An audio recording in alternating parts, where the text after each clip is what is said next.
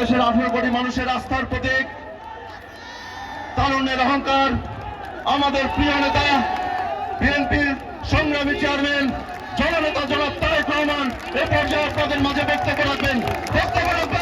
জননেতা জনাব তারেক রহমান।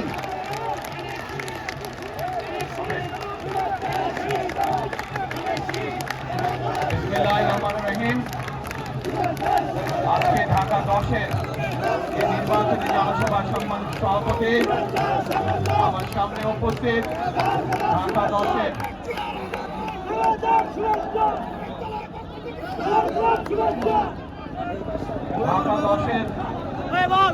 সম্মানিত এলাকাবাসী, কর্মীবর্গ, উপস্থিত মা বোনেরা, ভাইয়েরা এবং আমার প্রিয় সহকর্মীবৃন্দ, নেতৃবৃন্দ, আসসালামু আলাইকুম।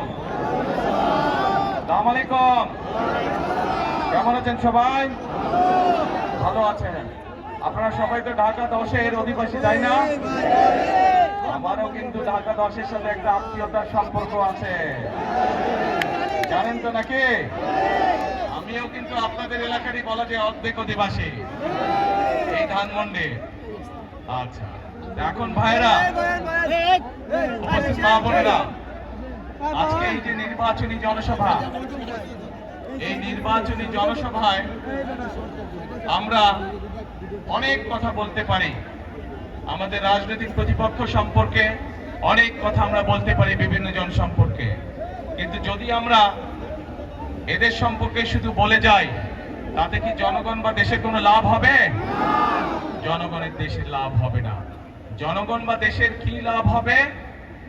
যখন জনগণের ভাগ্য পরিবর্তনের জন্য কোনো পরিকল্পনা থাকবে, কর্মসূচি থাকবে একটি রাজনৈতিক দলের, এবং সে যখন সেই কর্মসূচি এবং পরিকল্পনা জনগণের সামনে তুলে ধরবে এবং জনগণ সেটি বিবেচনা করে তাকে যখন রাষ্ট্র পরিচালনার দায়িত্ব দিবে, তার ফলে যখন জনগণের ভাগ্যের পরিবর্তন হবে, ধীরে ধীরে শুরু হবে, তখনই জনগণের লাভ হবে, তাই তো নাকি? এখন প্রিয় ভাই বোনেরা,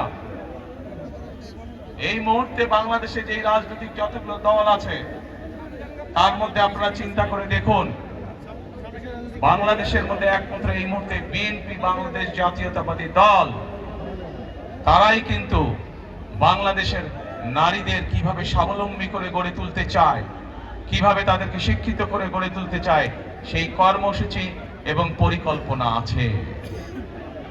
এই মুহূর্তে বাংলাদেশে যতগুলো রাজনৈতিক দল আছে, তার মধ্যে বিএনপি একমাত্র রাজনৈতিক দল যাদের পরিকল্পনা আছে এই দেশের তরুণদেরকে, এই দেশের যুবকদেরকে, যারা বিশেষ করে বেকার আছে বা কর্মসংস্থানের অভাব আছে, তাদেরকে কিভাবে প্রশিক্ষণের মাধ্যমে দক্ষ মানুষে পরিণত করে তাদেরকে কর্মসংস্থানের ব্যবস্থা করে দিতে পারবে। প্রিয় ভাই বোনেরা, বাংলাদেশ একটি কৃষি প্রধান দেশ। আমাদের কোটি কোটি মানুষ কৃষি পেশার সাথে জড়িত, নারী পুরুষ সবাই। এখানেও আপনারা যারা আজকে উপস্থিত আছেন, আপনাদের অনেকের পরিবার পরিজন, আত্মীয় স্বজন গ্রামে বসবাস করে এবং তাদের মধ্যে অনেকেই কৃষি কাজের সাথে জড়িত, তাই নয় কে? আপনারা হয়তো প্রত্যক্ষ নাহলে পরোক্ষ অনেকের জায়গা জমি আছে, আপনারা পরোক্ষভাবে হলেও কৃষি কাজের সাথে জড়িত। প্রিয় ভাই বোনেরা, আমরা সিদ্ধান্ত গ্রহণ করেছি, এই মুহূর্তে বিএনপির একমাত্র পরিকল্পনা আছে কিভাবে কৃষকদেরকে কৃষি কার্ড দেওয়ার মাধ্যমে কৃষকদের পাশে দাঁড়াবে। ঠিক যেভাবে আমরা বাংলাদেশের সকল মায়েদের বা গৃহিণীদের পাশে ফ্যামিলি কার্ড নিয়ে দাঁড়াবো, ফ্যামিলি কার্ডের মাধ্যমে যেভাবে আমরা প্রান্তিক খেটে খাওয়া যে মারা আছেন, গৃহিণীরা আছেন, তাদেরকে আমরা সারা বাংলাদেশ, গ্রাম শহর সব জায়গায় তাদেরকে যেভাবে আমরা স্বাবলম্বী করে গড়ে তুলতে চাই, ঠিক একইভাবে কৃষক ভাইদেরকে কৃষি কার্ড দেওয়ার মাধ্যমে, তাদেরকে সহযোগিতা করার মাধ্যমে আমরা তাদেরকেও স্বাবলম্বী করে গড়ে তুলতে চাই। এই মুহূর্তে একটু আগে যেটি বললাম বক্তব্যে, যে বিএনপি একমাত্র দল যাদের কর্ম পরিকল্পনা এবং কর্মসূচি রয়েছে কিভাবে বাংলাদেশের তরুণদেরকে বিভিন্ন প্রশিক্ষণের মাধ্যমে দক্ষ মানুষে পরিণত করবে এবং দেশেই হোক বিদেশি হোক কর্মসংস্থানের ব্যবস্থা করবে। আমাদের পরিকল্পনা রয়েছে কিভাবে আমরা সারা বাংলাদেশের স্কুল শিক্ষকদেরকে আমরা কম্পিউটার প্রদানের মাধ্যমে আমরা ধীরে ধীরে তাদেরকে এমন একটি অবস্থানে নিয়ে আসবো যেখানে তারা প্রত্যেকটি শিক্ষক কম্পিউটার সিস্টেমের আওতায় এসে তাদের ছাত্রদেরকে সঠিকভাবে শিক্ষা প্রদান করতে পারবেন। প্রিয় ভাই বোনেরা, বিএনপি একমাত্র দল যারা পরিকল্পনা গ্রহণ করেছে বাংলাদেশে, সেটি শহরেই হোক গ্রামেই হোক, প্রান্তিক মানুষ যারা আছেন, খেটে খাওয়া মানুষ যারা আছেন, তাদের কাছে কিভাবে প্রান্তিক চিকিৎসা সেবা পৌঁছে দেওয়া যায় স্বাস্থ্যকর্মী নিয়োগ করার মাধ্যমে। আমরা পরিকল্পনা গ্রহণ করেছি 1 লক্ষ স্বাস্থ্যকর্মী নিয়োগ করব আমরা সারা বাংলাদেশে, যাদের মধ্যে শহরে গ্রামে সকল জায়গায় মানুষকে তারা চিকিৎসা সেবা পৌঁছে দিবে। এর মাধ্যমে 1 লক্ষ মানুষের যেরকম কর্মসংস্থান হবে, ঠিক একইভাবে এরা মানুষের দোরগোড়ায় স্বাস্থ্য সেবাও পৌঁছে দিবে। প্রিয় ভাই বোনেরা, বিএনপির পরিকল্পনা আছে এই দেশের ধর্মীয় ব্যক্তিত্ব যারা, বিভিন্ন মসজিদ মাদ্রাসার ইমাম খতিব মুয়াজ্জিন সাহেব যারা, বিভিন্ন ধর্মীয় গুরু যারা আছেন, তারা মানবেতর জীবনযাপন করেন অধিকাংশ মানুষ, এবং এই মানুষগুলোর ব্যাপারেও আমরা চিন্তা ভাবনা করেছি যে তাদেরকে আমরা সরকারের পক্ষ থেকে একটি সম্মানের ব্যবস্থা করব, যাতে করে তারা একটি সম্মানজনক জীবনযাপন করতে পারে। এখন প্রিয় ভাই বোনেরা, এই হচ্ছে সংক্ষেপে বিএনপির পরিকল্পনা। বিএনপি কিভাবে করতে চায়। আমাদের বহু 1.5 কোটির মতন প্রবাসী আছেন, বাংলাদেশি মানুষ যারা বিদেশে কাজ করছেন, কষ্ট করে বৈদেশিক মুদ্রা এই দেশের মানুষের জন্য পাঠাচ্ছেন। এই প্রবাসীদের জন্য আমরা সিদ্ধান্ত গ্রহণ করেছি তাদের যাতে সমস্যা হয়রানি কম হয় এয়ারপোর্টে আসলে পরে, এবং যখন তারা কাজ শেষ করে দেশে ফিরে আসবেন সেই সময় যাতে তারা একটি নিরাপদ জীবনে থাকতে পারেন, সেই জন্য তাদেরকে আমরা প্রবাসী কার্ড দেবার সিদ্ধান্ত গ্রহণ করেছি। প্রিয় ভাই বোনেরা, এইগুলো হচ্ছে বিএনপির পরিকল্পনা। এরকম আরো পরিকল্পনা আমাদের রয়েছে। এই পরিকল্পনার মূল লক্ষ্য এবং উদ্দেশ্য হচ্ছে এই দেশের মানুষের ভাগ্যের পরিবর্তন করা, এই দেশের ভাগ্যের পরিবর্তন করা। যেই কথাটি প্রথমেই বলেছি ভাই বোনেরা, এই মুহূর্তে বিএনপি একমাত্র রাজনৈতিক দল যাদের সামনে পরিকল্পনা আছে, যাদের সামনে দেশ এবং জনগণের জন্য কর্মসূচি আছে, এবং সবচাইতে বড় ব্যাপার, বিএনপি একমাত্র রাজনৈতিক দল যাদের এই মুহূর্তে দেশ পরিচালনার অভিজ্ঞতা রয়েছে। শহীদ রাষ্ট্রপতি জিয়াউর রহমান যে সময় দেশ পরিচালনা করেছিলেন, উনি দুর্ভিক্ষ কবলিত একটি দেশে খাদ্য উৎপাদন বৃদ্ধি দ্বিগুণ করেছিলেন, এবং শুধু তাই নয়, সেই খাদ্য উৎপাদন দ্বিগুণ করে উনি বিদেশে পর্যন্ত খাদ্য রপ্তানি করেছিলেন বাংলাদেশের মানুষের খাদ্য সরবরাহ করার পরও। দেশনেত্রী খালেদা জিয়া যখন দেশ পরিচালনা করেছেন, উনি বাংলাদেশে এত শিল্প কলকারখানা তৈরি করতে সক্ষম হয়েছিলেন, বাংলাদেশের মানুষের কর্মসংস্থানের ব্যবস্থা করেছিলেন। বিদেশের সকল পত্রিকা তখন বলতে বাধ্য হয়েছিল বাংলাদেশ হচ্ছে একটি এমার্জিং টাইগার।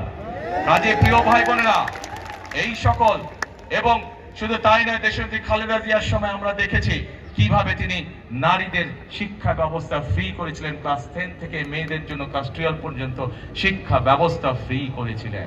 প্রিয় ভাই বোনেরা, এই কাজগুলো থেকে প্রমাণিত হয় যে বিএনপি একমাত্র দল যারা দেশকে অভিজ্ঞতার আলোকে সঠিকভাবে পরিচালনা করতে সক্ষম। এখন প্রিয় ভাই বোনেরা, 12 তারিখে নির্বাচন। এই নির্বাচনের জন্য বিগত 16 বছর ধরে বাংলাদেশের মানুষ অপেক্ষা করেছে। যেই নির্বাচনে বা যেই রাজনৈতিক অধিকার বা যেই ভোটের অধিকার বাংলাদেশের মানুষের কাছ থেকে কেড়ে নেওয়া হয়েছিল। প্রিয় ভাই বোনেরা, বিগত 16 বছর নির্বাচনের নামে আমরা তামাশা দেখেছি। আপনারা কেউ সেই নির্বাচনের নামে যে তামাশা হয়েছে, সেই নির্বাচনগুলোকে, তথাকথিত নির্বাচন, আপনারা কেউ ভোট দিতে পেরেছিলেন? কেউ বাংলাদেশের মানুষ, শুধু আপনারা নয়, ঢাকা দেশের অধিবাসীরা নয়, শুধু সমগ্র বাংলাদেশে কেউ ভোট দিতে সক্ষম হয়নি। আজ সেই নির্বাচনের সময় এসেছে, যে নির্বাচনে বাংলাদেশের মানুষ ভোট দিতে পারবে। প্রিয় ভাই বোনেরা, এই নির্বাচনে ভোট দেওয়ার মাধ্যমে যেরকম ভাবে বাংলাদেশের মানুষ তার রাজনৈতিক অধিকার প্রতিষ্ঠিত করবে, কিন্তু শুধু রাজনৈতিক অধিকার না, এই নির্বাচন হতে হবে দেশ গঠনের নির্বাচন। এই নির্বাচন হতে হবে বাংলাদেশের মানুষের ভাগ্য পরিবর্তনের নির্বাচন, প্রিয় ভাই বোন। সেজন্যই আমি বলেছি এই নির্বাচন শুধু ভোট দেওয়ার নির্বাচন নয়, এই নির্বাচনের মাধ্যমে আমাদের জুলাই শহীদ যারা আছেন, জুলাই অভ্যুত্থানে যারা হতাহত ব্যক্তিরা আছেন, শুধু তাই নয়, 1971 সালে স্বাধীনতা যুদ্ধে যে সকল শহীদ হয়েছেন তাদের যে প্রত্যাশিত বাংলাদেশ আছে, সেই বাংলাদেশ গড়ার নির্বাচন হচ্ছে 12ই ফেব্রুয়ারি। প্রিয় ভাই বোনেরা, আমরা এই ধানমন্ডি এই নির্বাচনী ঢাকা 10 এলাকা থেকে আমরা আমাদের ধানের শীষের প্রার্থী করেছি, আমরা রবিকে। এই রবির হাতে আমরা আনুষ্ঠানিকভাবে আজকে আমি ধানের শীষ তুলে দিচ্ছি। রবি তার বক্তব্যে একটু আগে এলাকার অনেক সমস্যার সমাধান, রবি তার নির্বাচনী বক্তব্যে একটু আগে আপনাদের সকলের সামনে বলেছে কিভাবে রবি নির্বাচিত হলে এই এলাকার সমস্যার সমাধান করবে, মানুষের সমস্যার সমাধান করবে। ইনশাআল্লাহ রবির সাথে আজকে আমিও আপনাদেরকে বলে যাচ্ছি যে ইনশাআল্লাহ এই ঢাকা 10 থেকে ধানের শীষ নির্বাচিত হলে এবং বিএনপি সরকার গঠন করলে রবি যে সকল ওয়াদা এলাকার মানুষের সামনে করেছে সেগুলি বাস্তবায়নের জন্য আমিও রবির সাথে কাজ করব। কারণ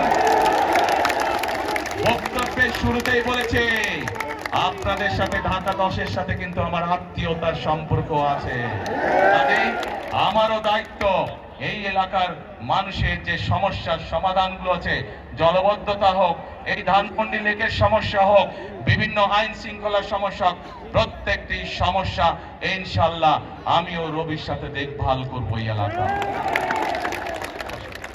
প্রিয় ভাই বোনেরা, আসুন আমরা 12 তারিখে এমন ব্যক্তিকে নির্বাচিত করি, এমন দলকে নির্বাচিত করি যাদের দেশ পরিচালনার অভিজ্ঞতা আছে, এমন দলকে আমরা নির্বাচিত করি যাদের সামনে দেশ এবং দেশের মানুষকে নিয়ে কর্মসূচি আছে, পরিকল্পনা আছে, এবং বিএনপি ছাড়া এই মুহূর্তে আর কোন দলের কাছে সেই কর্ম পরিকল্পনা বা অভিজ্ঞতা নাই। আগেই বলেছি এই নির্বাচন হচ্ছে আমাদের শুধু গণতন্ত্র প্রতিষ্ঠান না, গণতন্ত্র প্রতিষ্ঠার পাশাপাশি দেশ গঠনের নির্বাচন। বিগত 16 বছর আমরা দেখেছি বহু মেগা প্রজেক্ট হয়েছে এবং মেগা প্রজেক্ট মানেই মেগা দুর্নীতি হয়েছে, কিন্তু মানুষের ভাগ্যের পরিবর্তন হয়নি। আমাদের গ্রামগঞ্জে শহর সব জায়গায় হাসপাতালগুলোতে গেলে ওষুধ পাওয়া যায় না, ডাক্তার ঠিক মতন পাওয়া যায় না, স্কুল কলেজগুলো ভেঙে চুরে পড়ে যাচ্ছে, রাস্তাঘাট ভেঙে চুরে নষ্ট হয়ে গিয়েছে, বহু এরকম আরো অনেক সমস্যা আছে। আসুন আমাদেরকে এখন এই পরিবর্তন করতে হবে। পৃথিবীর বহু দেশ ছিল যেই দেশগুলোর অবস্থা বাংলাদেশ থেকে খারাপ ছিল, কিন্তু তারা পরিশ্রম করেছে, পরিশ্রম করার মাধ্যমে তারা তাদের দেশের অবস্থা, মানুষের ভাগ্যের অবস্থার পরিবর্তন করেছে। তারা যদি পারে আমরা কেন পারবো না? ইনশাআল্লাহ বাংলাদেশও পারবে, বাংলাদেশের মানুষও পারবে দেশকে পুনর্গঠন করতে, আমাদের দেশের মানুষের ভাগ্য পরিবর্তন করতে। সেজন্য প্রিয় ভাই বোনেরা, বারবার আমি এক কথা বলছি, এই নির্বাচন সম্পর্কে আমাদেরকে সজাগ থাকতে হবে। নির্বাচন নিয়ে কিন্তু একটি মহল ষড়যন্ত্র শুরু করেছে। পত্রিকার পাতায় আমরা খবরে সেই খবর দেখেছি।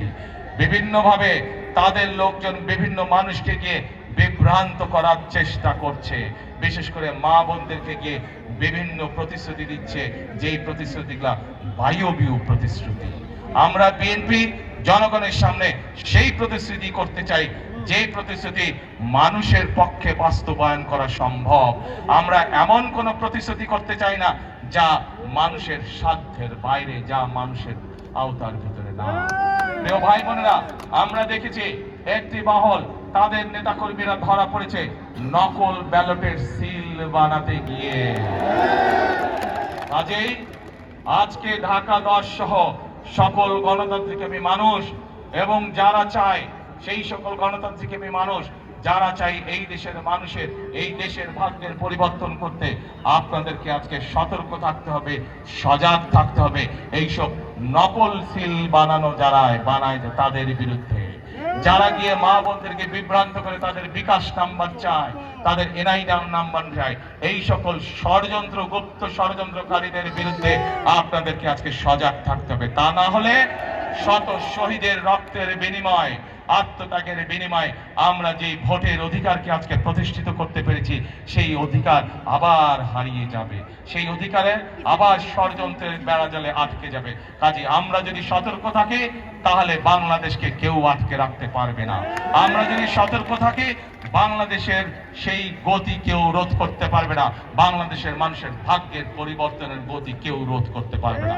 কাজে প্রিয় ভাই বোনেরা, আজকে এই নির্বাচনী জনসভায় আমাদের সকলকে শপথ নিতে হবে, প্রতিজ্ঞা করতে হবে যে যে কোনো মূল্যে আমরা বাংলাদেশের মানুষের গণতান্ত্রিক অধিকার এবং রাজনৈতিক অধিকারকে প্রতিষ্ঠিত করব। যে কোনো মূল্যে আমরা আমাদের বাংলাদেশের সেই প্রত্যাশিত বাংলাদেশকে গড়ে তোলার জন্য কাঁধে কাঁধ মিলিয়ে আমরা সকলে কাজ করব। কে কে আছেন আমার সাথে এই প্রতিশ্রুতিতে, এই প্রতিজ্ঞায়? আলহামদুলিল্লাহ, ধন্যবাদ সকলকে। প্রিয় ভাই বোনেরা, আমি আমার বক্তব্যের শেষ প্রান্তে চলে এসেছি। এখন শুধু একটা কথা বলবো। এ মাইকালা, এ ছোট মাইক, এ মাইক্রোফোন, আগে কথা শুনো আমার। আমি এখন একটি কথা দৃঢ়ভাবে বিশ্বাস করি, যেই কথা শহীদ রাষ্ট্রপতি জিয়াউর রহমান বিশ্বাস করতেন। আমি একটি কথা মনে প্রাণে ধারণ করি, যেই কথাটি দেশনেত্রী খালেদা জিয়া মনে প্রাণে ধারণ করতেন। কি সেটি? সেটি হচ্ছে এই বাংলাদেশই হচ্ছে আমাদের প্রথম এবং শেষ ঠিকানা।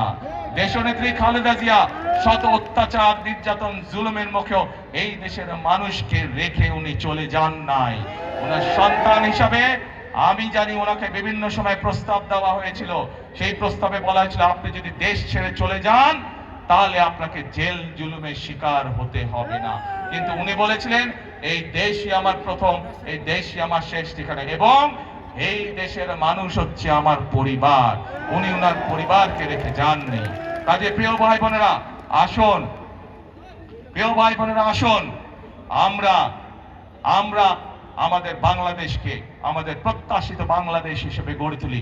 তার জন্য আমাদেরকে পরিশ্রম করতে হবে, কষ্ট করতে হবে, ঐক্যবদ্ধ থাকতে হবে।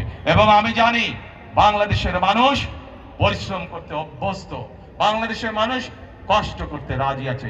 সেজন্যই আমি বলি একটি কথা, বারবার সব জায়গায় বলি, করব কাজ, তারপরে করব সবার আগে কে? সবার আগে কে? সবার আগে কে? বাংলাদেশ।